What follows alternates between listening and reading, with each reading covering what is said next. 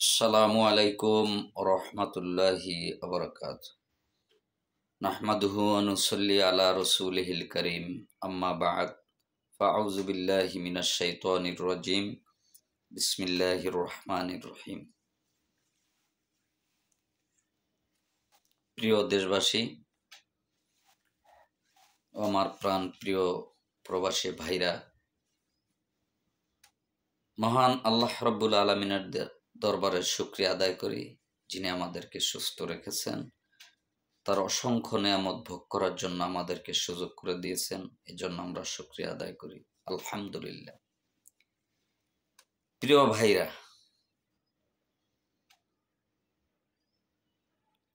আপনারা যারা ইউটিউব দেখেন, আপনারা সকলে কোরআন হাদিসের কথাগুলো বেশি বেশি শোনার চেষ্টা করবেন। হুজুরদের ওয়াজ মাহফিল শোনার চেষ্টা করবেন। এতে কি হবে, আপনার দুই চারটে কথা ইসলামের, কোরআন ও হাদিসের আপনি শিখতে পারবেন। আর যদি গান বাজনা নিয়ে ব্যস্ত থাকেন, ইউটিউবে ছবি নাটক নিয়ে, আপনাদের তো কোরআন হাদিস শিখতে পারবেন না, বরঞ্চ গুনাহ হবে। আপনারা সকলে কোরআন হাদিস বেশি বেশি করে শোনার চেষ্টা করবেন, ওয়াজ মাহফিল বেশি বেশি করে শোনার চেষ্টা করবেন। প্রিয় ভাইরা, এ কথা আমি কেন বলেছি? আমি যখন মৃত্যুবরণ করব, আল্লাহ রাব্বুল আলামিন বলেন, ফামাইয়া আমাল মিসকালা যাররাতিন খায়রান ইয়ারা ওয়া মাইয়া আমাল মিসকালা যাররাতিন শাররান ইয়ারা। হে আমার বান্দা, তোমাদের যাররা যাররা পরিমাণ হিসাব দিতে হবে। যাররা যাররা পরিমাণ খারাপ কাজের হিসাবও তোমাদের থেকে নেওয়া হবে। প্রিয় ভাই বোনেরা, আমরা একটি সেকেন্ডও যদি অবৈধ পথে ব্যয় করি, আপনার আমার আল্লাহর কাছে কঠিন জবাবদিহিতা করতে হবে। এই একটি সেকেন্ড, একটি মিনিট অবৈধ পথে যে ব্যয় করছি, এর বিনিময়ে আমি জাহান্নামে যেতে পারবো, এতে কোনো সন্দেহ নাই। জাহান্নামে যাওয়ার জন্য যথেষ্ট। আর আমি যদি এক মিনিট, এক সেকেন্ডও ভালো কাজ করি, আল্লাহর দরবারে কবুল হয়ে যায়, আমি জান্নাতে যাওয়ার জন্য এই একটি সেকেন্ড যথেষ্ট। প্রিয় ভাইরা, আপনার আমার জীবনটা আল্লাহ দিয়েছেন।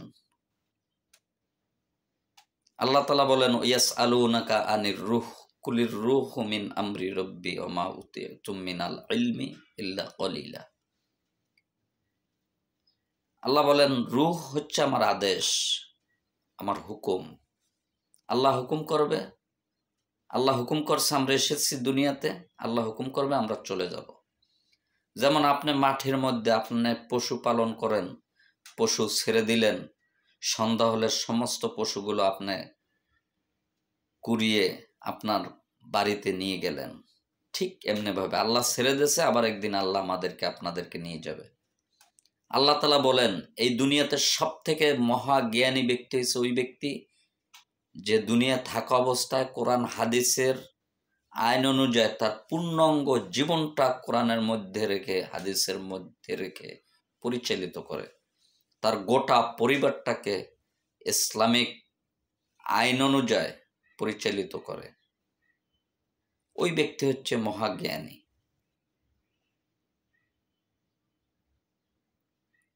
আর একটা কথা বলবো আমি, সেটা হচ্ছে আমাদের যাদের মা বোন আছে, মেয়ে আছে, আমরা যেন তাদেরকে পর্দায় রাখার চেষ্টা করি। পর্দা করা ফরজ। প্রিয় ভাইরা, একটি কলা যদি দোকানদার ছুইলা সে ঝুলেই রাখে বিক্রি করার জন্য, ওই কলাটা কেউ কিনবে না। কলাটার মধ্যে বিষাক্ত পোকামাকড় পর্বে উঠে এসে মাছি পর্ব, মশা পর্ব, সব ধরনের প্রাণী এসে ওটার উপরে আক্রমণ করার চেষ্টা করবে। কেন? ওটা হচ্ছে ছোলা কলা, ওটার মধ্যে কোনো ছোলা নেই, খোসা নেই। প্রিয় ভাইরা, একটি মেয়ে লোক যদি পর্দা না করে ঠিক একটি ছোলা কলার মতো। আমি বলবো পৃথিবীতে যারা এসছেন, যে সকল মুসলমান ভাই ও বোনেরা, আমার মুসলমান বোনেরা সকলে পর্দা করার চেষ্টা করবেন।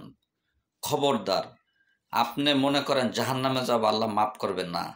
একবার জাহান্নামে গেলে আপনার ওখান থেকে ফিরে আসতে খবর আছে, পারবেনই না। সোজা কথা, আল্লাহর যদি দয়া হয় ক্ষমা করবে, নইলে আর পারবেন না। প্রিয় ভাইরা, আল্লাহ তাআলা যেন আমাদের সকলের মা বোনদেরকে পর্দায় থাকার তৌফিক দান করেন, ইসলামের পথে থাকার তৌফিক দান করেন। 5 ওয়াক্ত নামাজ পড়বেন, পর্দায় থাকবেন, দেখবেন কোনো বিপদ আসবে না, কোনো বালা মুসিবত হবে না। আপনি আল্লাহর প্রিয় বান্দা বান্দি হয়ে যাবেন। আর পুরুষ ভাইদের বলছি, আমরা এখন পুরুষ লোক এইরকম হয়েছি, একটা বেগানা মহিলা সুন্দরী যদি দেখি, সে ছোলা কলা, তার শরীরে ঠিক মতো কাপড় নেই, ছোলা কলার মতো যদি দেখি, হা করে তাকাই থেকে। কেন ভাইরা এরকম কেন করেন? আপনার ঘরে মা বোন নাই? আমাদের ঘরে মা বোন আছে না? আমরা কেন হা করে তাকাই থাকবো? কি দেখব?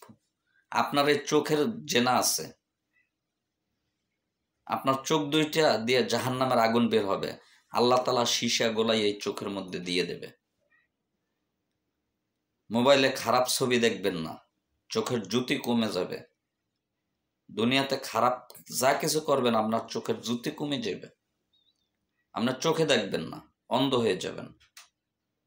সৎভাবে চলার চেষ্টা করবেন, আপনার জীবনটাকে ইসলামের ভিতরে রেখে চলার চেষ্টা করবেন।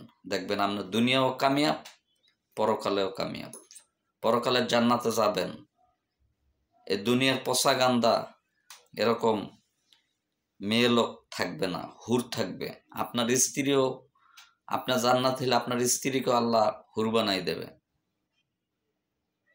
কোনো মা বোনদের জান্নাতের মধ্যে হায়েজ নেফাস কিছু থাকবে না, পায়খানা প্রসাব থাকবে না। দয়া করে সকলে ভালো হয়ে যান। আল্লাহ তাআলা, আমি আগে বলেছি যে সব থেকে মহাজ্ঞানী হয়েছে ওই ব্যক্তি, আল্লাহ তাআলা। আল্লাহ বলেন, কোনো মানুষের কথা না। আল্লাহ বলেন যে কোরআন হাদিস অনুযায়ী চলে, তার পরিবার বর্গ যারা আছেন তাদেরকে কোরআন হাদিস অনুযায়ী পরিচালিত করেন, তারাই হবে জান্নাতি। আপনি আমি তো মুখে বলবো একটা, কাজে আর একটা করবো না। আপনার আমার মেয়ে যখন 6 থেকে 7 বছর হয়ে যায়, তখন তাদেরকে বোরকা পরার হুকুম দেন, পর্দায় থাকার হুকুম দেন, এটা ফরজ। কিছু কিছু আলেম ওলামা আছে উল্টোপাল্টা কথা বলে, তারা পুরোপুরিভাবে কোরআন হাদিস হক্কানি আলেম না, তারা কোরআন হাদিস ঠিকঠাক মতো না পড়ে এক একটা ফতুয়া দেয়। এই ফতুয়ার কারণে আরো মানুষ গোমরা হয়ে যায়। এই বন্ড হুজুরদের থেকে বিরত থাকবেন। যারা হক্কানি আলেম, তাদের কথা অনুযায়ী আপনারা আপনাদের জীবনটাকে পরিচালিত করবেন। আপনারা দুনিয়াও কামিয়াব, পরকালের জগতেও কামিয়াব। প্রিয় ভাই ও বোনেরা, আমার কথায় কেউ কষ্ট পাবেন না। আমি আপনাদেরকে জাহান্নাম থেকে ফিরিয়ে আনার জন্য কথাগুলো বলছি। আপনাদেরকে জাহান্নাম থেকে ফিরিয়ে আনার জন্য কথাগুলো বলছি।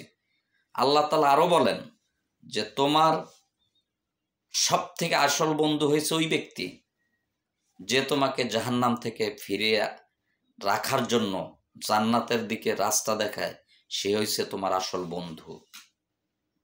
প্রিয় ভাইরা,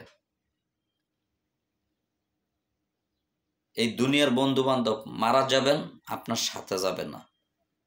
কিন্তু যারা কোরআন হাদিসের কথা বলে, যে আপনাকে কোরআন হাদিসের রাস্তা দেখায়, আল্লাহর পথ দেখায়, আল্লাহ রসুলের পথ দেখায়,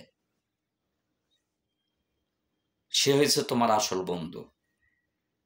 কাল কিয়ামতের দিন আপনার আমার থেকে আপনার প্রিয় নবী জনাবে মুহাম্মদুর রাসূলুল্লাহ সাল্লাল্লাহু আলাইহি ওয়াসাল্লাম মুখ ফিরিয়ে নেবেন। আপনার আমার আমল দেখে। আর যদি আপনি আমি বেশি বেশি আমল করতে পারি, আপনার আমার নবী আপনাকে আমাকে সুপারিশ করবে। প্রিয় ভাই ও বোনেরা, 5 ওয়াক্ত নামাজ পড়বেন, পর্দায় চলবেন, মিথ্যা থেকে দূরে থাকবেন, হক পথে চলার চেষ্টা করবেন। দেখবেন ইনশাল্লাহ আল্লাহ রাব্বুল আলামিন আপনাকে আমাকে অসংখ্য নিয়ামত দান করবেন। এই নিয়ামত আপনি আমি ভোগ করে শেষ করতে পারবো না। আমরা দুনিয়ার কোনো সম্পদ চাই না ভাই। আমরা চাই আল্লাহকে, আল্লাহ রসুলকে। জান্নাতও চাই না, জাহান্নামও চাই না। আল্লাহকে চাই, আল্লাহ রসুলকে চাই। যে পথে চললে আল্লাহ তালা আমাদেরকে, আল্লাহ তালা খুশি থাকেন, আল্লাহ রসুল খুশি থাকেন, সেই পথে যেন আল্লাহ রব্বুল আলামিন আমাদেরকে পরিচালিত হওয়ার তৌফিক দান করেন। আমিন। ওয়া আখিরু দাওয়ানা আনিল হামদুলিল্লাহি রাব্বিল আলামিন। আসসালামু আলাইকুম ওয়া রাহমাতুল্লাহি ওয়া বারাকাতুহু।